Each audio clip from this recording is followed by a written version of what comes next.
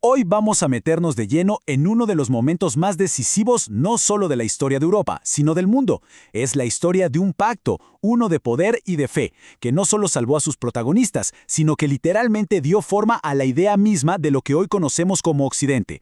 Esta es la historia de Carlomagno y el nacimiento de la cristiandad. Imagínense esto por un momento.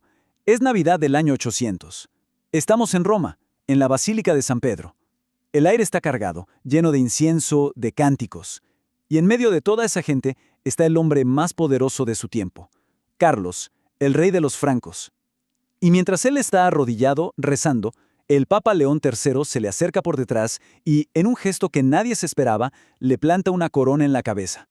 La multitud, por supuesto, estalla en gritos de júbilo. Pero la pregunta que queda flotando en el aire es la que nos trae aquí hoy. ¿Cómo es posible que un rey germánico, el líder de un pueblo que los romanos hubieran llamado bárbaro, terminara siendo coronado como el nuevo emperador de los romanos? Estaba resucitando un título que llevaba más de 300 años muerto en Occidente. Bueno, para entenderlo, tenemos que rebobinar la cinta y ver cómo se movieron las piezas en este tablero gigante. Muy bien, vamos a desarmar este misterio. Y la primera pista, la más importante, es la reacción del propio Carlomagno, el recién coronado emperador. Porque esto no fue, para nada, un momento de triunfo que él hubiera planeado. De hecho, fue todo lo contrario. Y aquí es donde la historia se pone de verdad interesante. Su biógrafo cuenta que, tiempo después, Carlomagno juraba que si él hubiera sabido lo que el Papa tenía en mente, ni siquiera habría puesto un pie en esa iglesia. ¿Pero por qué? ¿Por qué tanto enojo? Porque él, que era un estratega brillante, entendió la implicación en el acto. Si el Papa le daba la corona, eso sugería que el Papa también se la podía quitar. De repente su poder, que él había ganado a pulso en el campo de batalla, parecía depender del permiso de la Iglesia. Entonces, si Carlomagno no lo planeó, ¿quién movió los hilos y por qué?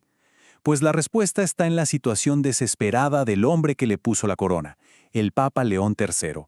Él no estaba actuando desde una posición de poder, para nada. Actuaba desde una posición de debilidad extrema.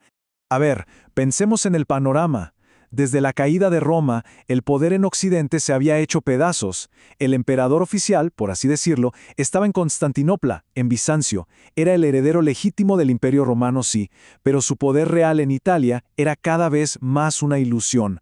Y para el Papa, esto era un problema gigante. Estaba solo, rodeado de reinos hostiles, sobre todo los lombardos, que estaban a punto de tomar Roma y acabar con el papado. O sea, el Papa era el guardián de la civilización, pero no tenía ni un solo soldado.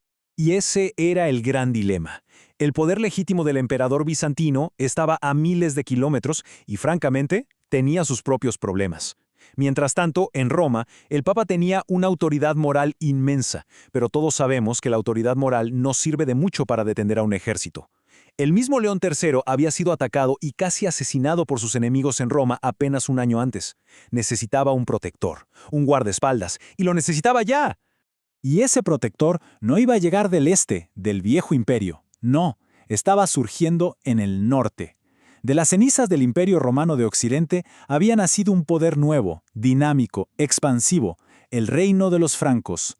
Y su rey, Carlos, el que después llamaríamos Carlomagno, era exactamente el hombre que el Papa necesitaba.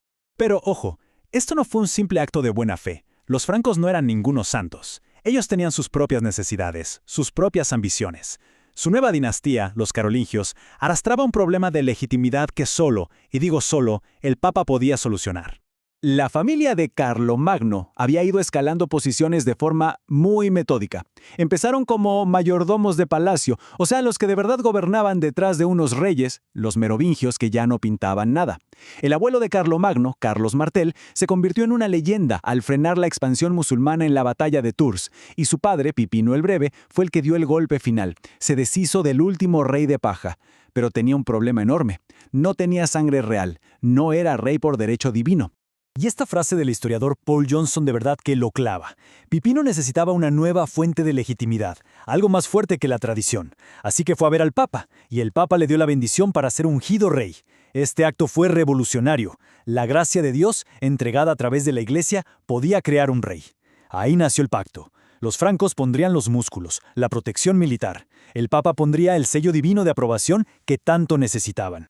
Y esta alianza, esta simbiosis perfecta, iba a encontrar a su máximo exponente, a su arquitecto principal, en el hijo de Pipino, Carlomagno. Él no solo heredó este pacto, sino que lo llevó a una escala imperial, transformando la idea de un reino protector en algo mucho más grande, una sociedad cristiana unificada. Es que Carlomagno era una figura colosal, una fuerza de la naturaleza. Fue un genio militar que expandió su reino hasta cubrir lo que hoy es Francia, Alemania, el norte de Italia y mucho más. Pero también fue un administrador increíble, que supo organizar ese territorio inmenso. Y además un promotor de la cultura que impulsó un verdadero renacimiento del saber. Pero por encima de todo era un hombre profundamente religioso que se tomaba muy, muy en serio su papel como líder de su pueblo ante Dios. Y este es el punto clave para entenderlo a él. Para Carlomagno, gobernar y proteger la fe no eran dos cosas separadas, eran la misma cosa. Él se veía a sí mismo como el responsable de los cuerpos y también, en gran medida, como el guardián de las almas de su gente. Su gran visión era unificar a todo el occidente cristiano bajo una sola ley y una sola fe. Y ahora sí, con todo este contexto sobre la mesa, podemos por fin volver a esa escena en San Pedro en plena Navidad y entender lo que de verdad significó. No fue solo ponerle una corona a un rey, fue la creación de un nuevo orden mundial. La idea que nació ese día fue la de cristiandad, un concepto potentísimo. Una civilización donde tu identidad principal ya no era ser franco o lombardo o galo, sino ser cristiano. Una sociedad total, donde la Iglesia y el Estado, el Papa y el Emperador, debían funcionar juntos, como las dos manos de un mismo cuerpo, para guiar a la humanidad por el camino que Dios había marcado. El principal consejero de Carlomagno, un sabio llamado Alcuino de York, lo explicó con una metáfora que se hizo famosísima, la de las dos espadas. Una espada era el poder secular, el del emperador, para mantener la paz y la justicia en la tierra. La otra espada era el poder espiritual, para defender la fe y a la Iglesia. Y según esta idea, ambas espadas se las entregaba Dios directamente a Carlomagno para que gobernara a todo el pueblo cristiano. La consecuencia de esto a nivel global fue brutal. Este acto fue en esencia una declaración de independencia de Occidente. Creó un segundo imperio romano, aquí en Occidente, estableciendo un nuevo centro de poder que era distinto en lo político, en lo cultural y en lo religioso del imperio bizantino en el este. Básicamente, la idea de Europa como una entidad propia, autoconsciente, acababa de nacer. Bueno, y para ir cerrando, vamos a recapitular un poco para ver cómo este pacto, este juego de dos espadas, dejó una herencia que duraría más de 1000 años, con todas sus luces y por supuesto también con sus sombras. El resumen es bastante claro, ¿no? Fue un toma y daca que le solucionó la vida a ambos. El papado consiguió el protector militar que necesitaba para sobrevivir y la fuerza para imponer su visión de un orden cristiano. Y el Imperio Franco, por su parte, consiguió la bendición divina, esa legitimidad que su nueva dinastía necesitaba desesperadamente para poder gobernar sin que nadie se lo cuestionara. Esta alianza fue la fragua, el crisol donde se mezclaron y se fundieron los ingredientes de la identidad europea, la herencia de Roma, la cultura de los pueblos germánicos y la fe cristiana. Todo eso se unió bajo esta nueva estructura para crear una civilización que, para bien o para mal, iba a dominar la historia del mundo. Pero claro, el legado fue complicado. Por un lado, creó una unidad cultural en Occidente que no se había visto nunca, pero por otro, hizo que la ruptura con los cristianos de Oriente, con Bizancio, fuera ya inevitable. Y quizás lo más importante, sembró la semilla de un conflicto que iba a definir toda la Edad Media.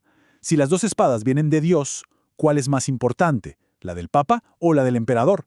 Esa pregunta iba a provocar guerras durante los siguientes 500 años. Al final, toda esta historia de la coronación de Carlomagno nos deja con esta pregunta fundamental, una que, si lo pensamos, sigue muy vigente hoy en día. Esta tensión entre la autoridad del Estado y la autoridad de la conciencia, entre el poder político y el espiritual, es una de las grandes historias de nuestra civilización. Un debate que empezó, oficialmente, en esa fría y sorprendente mañana de Navidad del año 800. Y nos vemos hasta la próxima, y no olvides dar me gusta y suscribirte a nuestro canal.